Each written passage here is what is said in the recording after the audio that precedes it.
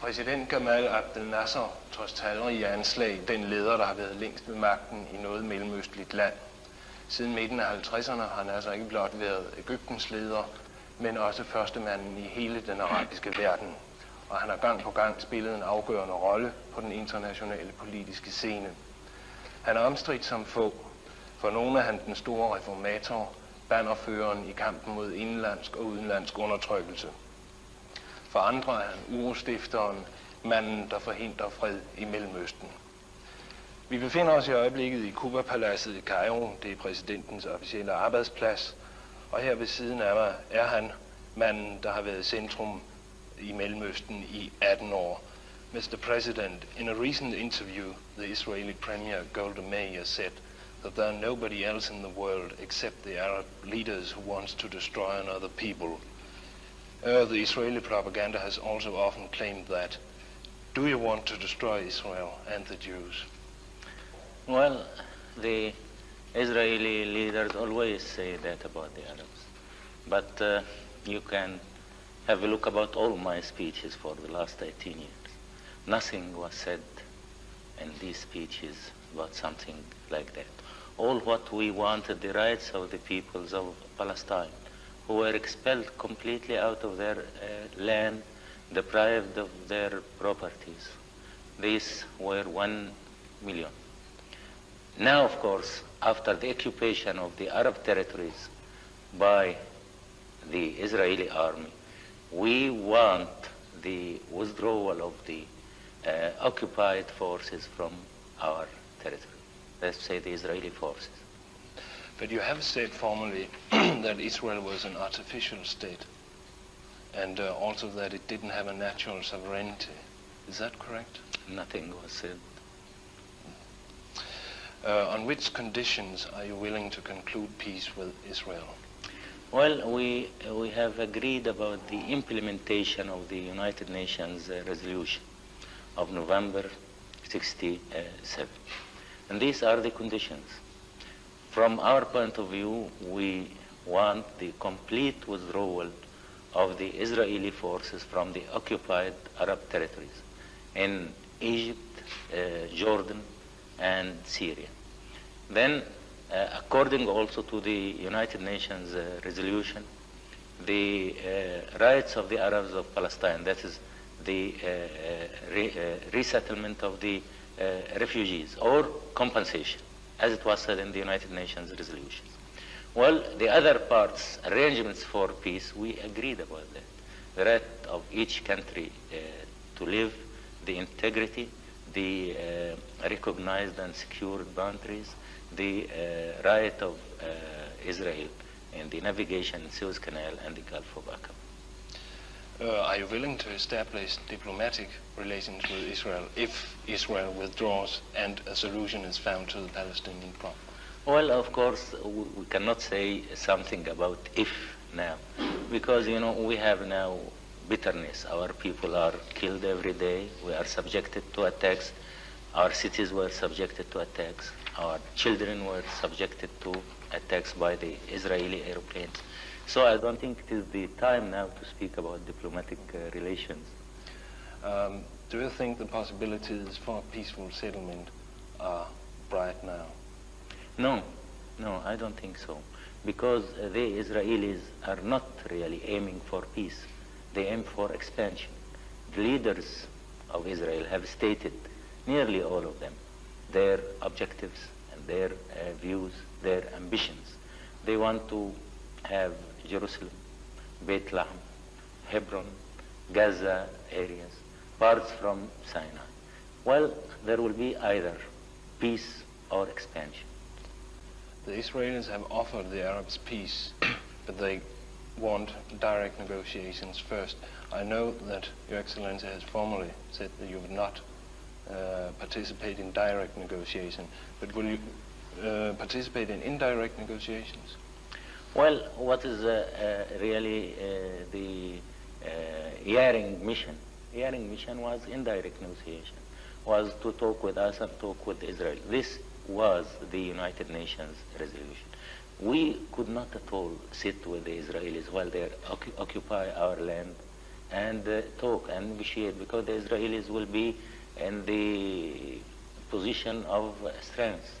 Well, you were occupied during the Second World War, and well, anyone of your country can ask himself, is it possible, or was it possible to sit with the Nazis when they were occupying your territories and negotiate, and about what they negotiate? Now they say that they want peace and they want negotiations, but Jerusalem is not for negotiations. Beit Lahm is not for negotiation. Hebron is not for negotiation. Sharm el-Sheikh in Sinai is not for negotiation. Gaza is not for negotiation. So if we go for negotiation, we'll go to surrender. Within which borders are you willing to recognize the state of Israel? The borders before the 67 war? Yes, the borders where the Israelis were on the 4th of June 1967. Would you welcome a resumption of the Yaring mission today? Yes, but Yaring has asked us many questions. We answered all his questions clearly. But the Israelis refused to accept the resolution, refused to implement the Security Council resolution, and there was no answer from them. They said that they are ready to negotiate with the Arabs without any previous conditions. Mr. President, would you accept a kind of Rhodes talks in order to solve the present crisis? You know, we accepted what was stated in the Security Council resolution, a representative of the Secretary General of the United Nations. I don't know why they mention now Rhodes, and they insist about Rhodes. So does this mean that you will not accept Rhodes talks? Yes, we don't accept what they say, a system like Rhodes talks. There has been a lot of rumors that Dr. Nahum Goldman was invited to Cairo. Was he invited? No, there was nothing of that sort. Would you be willing to meet him if he turned up here? Well, he said lately he don't represent the government. There is no agreement between him and the majority of the government, and we haven't thought about that.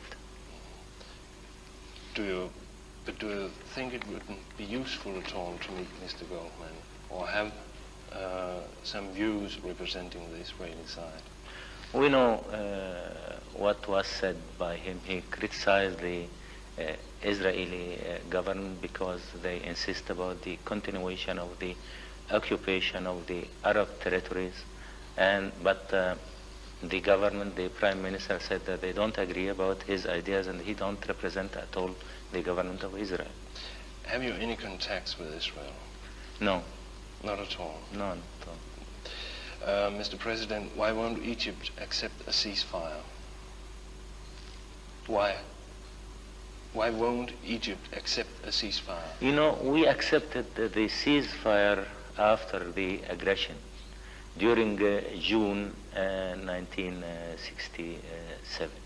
But in fact, there was no ceasefire. And you can have a look about the news from that time until now. The Israelis declared many times that they have bombarded our refineries in Suez.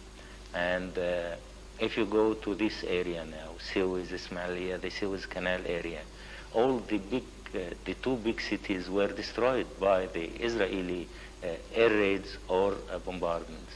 We were compelled to immigrate 500,000 people from this area in order to protect them from the Israeli hostile activities. So in fact, there was no ceasefire from the side of Israel. Last year we said we will answer and let it be a war of attrition.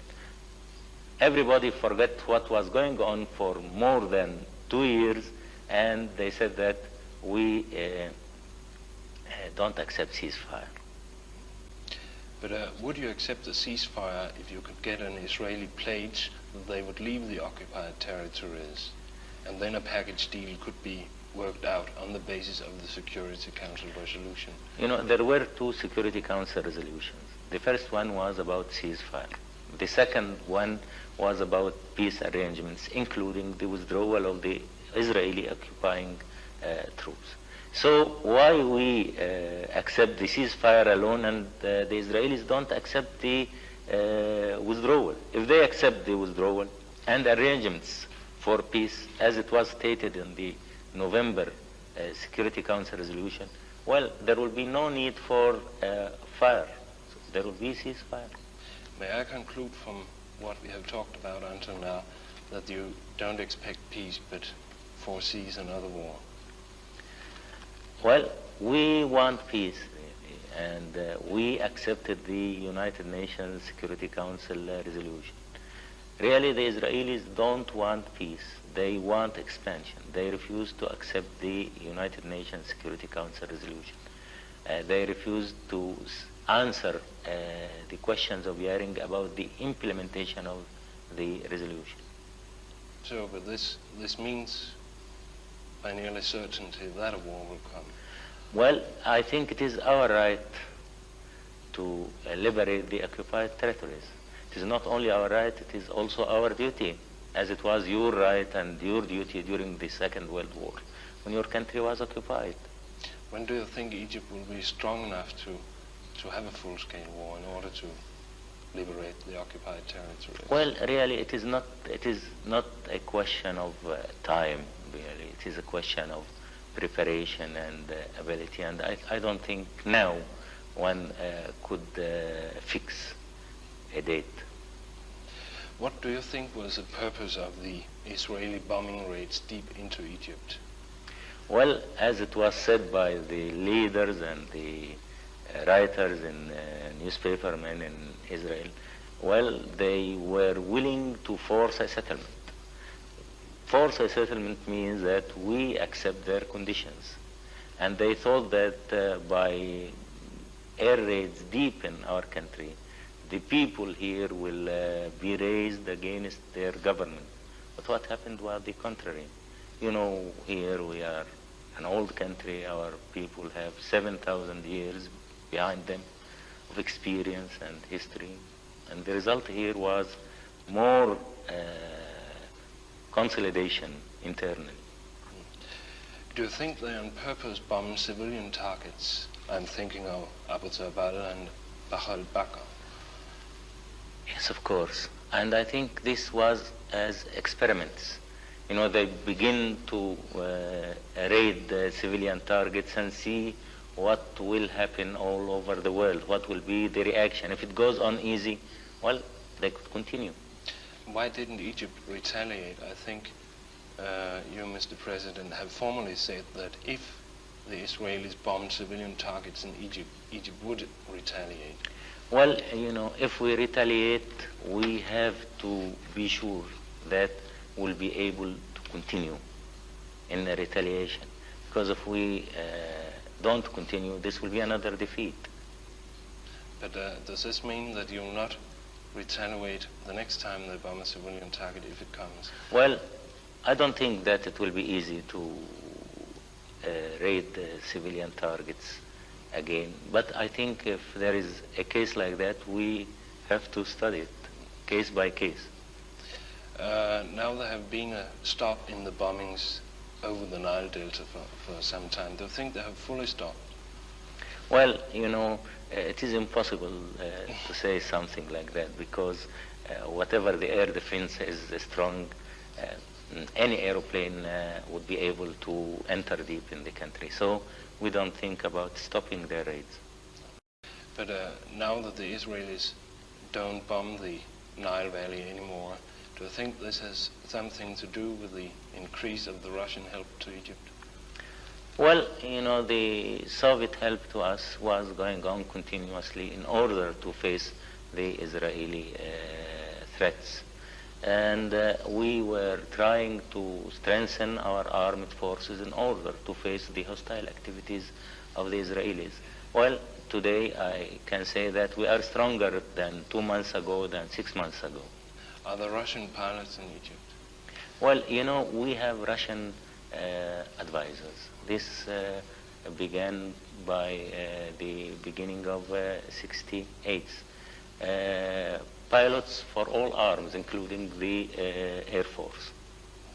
How many Russian advisors are there in Egypt now? Well, I could not tell you the number. It is not a military secret. Anybody can have a deduction about that. But it is not a big number as they publish in the American newspapers. Has the number increased during the latest 2 months? You know, we were always receiving new advisors for new equipment. This new equipment, is that the SAM-3 missiles? Well, I cannot tell you about that because if I tell you, I will be telling the Israelis too. Have the Russian pilots been training together with Egyptian pilots in the air? Well, you know, we have Russian pilots to train our pilots. So. Yes, I'm asking because the Israelis say they have picked up the voices of Russian pilots. These voices of the Russian pilots are not new here. These voices were going on now for the 3rd year.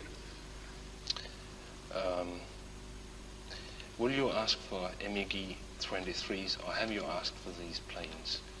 No, we haven't asked for the MiG-23s. Will you do it if the Israelis attack the new missile sites? I think it will be difficult for them to attack the new sites. You have formally said that Egypt are in need of pilots. When do you think that Egypt can match Israel in pilots? Well, this is a very complicated question because the Israelis have 3 pilots for each aeroplane. So by that they could be able to use the aeroplane 3 times at 3 aeroplanes because of the pilots. We could not match them in that at all. That's why they have air supremacy all over the Middle East because they attack by their airplanes Lebanon, Syria, Jordan, and Egypt in one time. Mr. President, who operates the new SAM-3 missiles? Egyptian soldiers or Russian soldiers? We haven't said anything about the new SAM-3 missiles.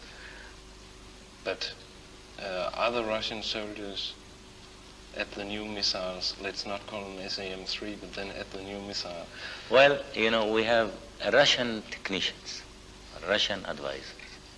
That's what we have here, according to an agreement with the Soviet Union, as I told you, which took place 2 years ago. You said to Eric Rouleau of Le Monde recently that Egypt is becoming more and more dependent on the Soviet Union. How much influence has the Russians in Cairo today? Well, something was said about the Sovietization of Egypt, influence of Cairo. There is no pressure from the Soviet Union. There was no pressure at all. The pressure was always from us against the Soviet Union in order to supply us with the new arms. And when we say that we are dependent on the Soviet Union because they were the only country which agreed to give us arms to face the Israeli aggression and to defend our country. But that means that you're not at all politically dependent on the Russians. No, we are not dependent on them politically. And they don't ask them, and they don't ask us anything politically. But don't they try to give you advice? You know, we ask them to give us advice. That's why we have their advisors with us here in the army. You know, after the defeat of '67, we realized that the Israelis were equipped with the new equipment which we didn't have by that time. So we were in need of the Soviet advisors to help us to have new equipment for our army and to train our troops. Do you agree with the Soviet Union in every political matter? Are there a unity of opinions? Between us and the Yes. Well, against colonialism, of course, we have the same ideas. Well, about the social systems, we are different, of course. They are a communist country. We are trying to be a socialist country. But what about the attitude toward solving the Middle Eastern problems? The attitude of whom? Of the Soviet Union. Well, of course, as you know, and it is well known that the Soviets don't agree about giving up any piece of the land to the aggressors. In your May Day speech recently, you said that U.S. relations will be destroyed for decades, if not centuries, if the U.S. don't persuade Israel to leave the occupied territories or stop the help. Do you contemplate any specific actions? Well, I want to tell you why I have said so. I have said so because the United States have supplied Israel with a big number of aeroplanes to be used against us. This means that they support Israel to continue occupying our territory. So we are not only facing the Israelis, we are facing the Israelis and the Americans behind them. The Americans because of their political support, because of their economical support, and because of their military supplies. So when they speak about balance of power in this area, they mean the complete supremacy of the Israelis and the right of the Israelis to raid our cities. So if the United States continue supplying Israel with phantoms and with bombers to attack us, we have to take some action in connection with that. Which actions? Well, we have no plans for that. We don't have detailed plans. We are consulting the other Arab countries and studying the whole question, and we are waiting the answer of the United States. The biggest U.S. interests in the Middle East are the oil. Yes. Do you think an oil boycott would be a mean? You know, it is not only the oil, but their being here is also big interest. Has Mr. Nixon replied to your appeal? No, there was no answer. They said that they are studying it. If the U.S. continues to help Israel with military means, for instance, Phantoms, the Skyhawks, will you then ask the Soviet Union for more weapons? Well, of course, we don't have any other solution. We have to defend our country. May I change to the 4 power talks about solving the Middle Eastern crisis? Would you accept the solution if they found one? Well, of course, this solution depends about our rights to regain our occupied territory and the rights of the Arabs of Palestine. But if there was a solution, and for instance Egypt and Jordan agreed to it, what about the Syrians, for instance, and the Palestinians? Well, really it will depend on the nature of the solution. But Syria has not accepted the Security Council resolution. Yes, because they thought from the beginning that the Israelis will not accept the resolution. They were right in their point of view. But the Palestinians say that they will not accept the state of Israel. Yeah, but, you know, they said that they will not accept state based on Judaism, on racial discrimination. And that's why they say that they want a democratic country for all religions. But the Israelis won't give up their state based on Judaism. So the Palestinians will have to continue the fight for... Yes, but the Palestinians, according to the United Nations Security Council resolutions, they have the right to return back to their homes and their country. But doesn't this anyway mean if Israel won't accept that the Palestinians will have to continue the fighting? What will be the other alternative for the Palestinians? No, I understand this, but then there won't be peace, even if Jordan and Egypt accept it. Yes, but when we speak about peace, we must know the real interpretation of peace. Why this problem continued on for 22 years? On 48, the Israelis occupied parts of the Arab part of Palestine and refused, after the armistice, to take back the refugees. That's why the problem continued. if there is a solution about the Palestinian rights, if there is a resolution about the refugee problem, there will be no problem after that, and by that there will be peace. Do you favor the erection of a Palestinian state?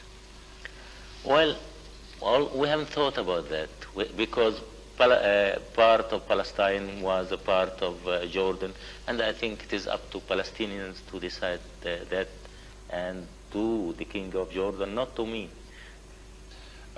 May I at last ask you a personal question? You have now been in power for nearly 18 years, and you have said after the 67 war that the revolution is not the monopoly of one generation. When do you intend to leave office in order to lead young people? Well, you know, I promised after the aggression on 67 that I will continue as a president until the complete withdrawal of the Israeli forces from the Arab territory. After that, there will be new elections. But I don't have detailed plans for that time. No. But when do you think that you will be able to compel the Israelis to withdraw? Well, you asked me this question before. I could not give you really a detailed answer about that. But what is your estimation of the situation? Will the summer be hot? Well, you know, the newspapers and the newspapermen always speak about hot summer, hot spring. I don't think we have to think about it like that. No, but I think that there was a statement from the Egyptian government recently that they have now taken the military initiative along the canal. You know, because the initiative was always in the hands of Israel. Now it is sometimes in our hands. During the last few weeks it was in our hands. We can take offensive actions, but the Israelis also have the initiative. Today they attacked Lebanon. What's the difference between Lebanon and Egypt? There is no difference. Arab people are killed there and Arab people are killed here. Do you see any solution to the tragic situation? Well, the only solution is the implementation of the United Nations resolution of November 1967. The withdrawal of the Israeli forces, the solving the problem of the refugees, the rights of the Arabs of Palestine, and then the other arrangements for peace.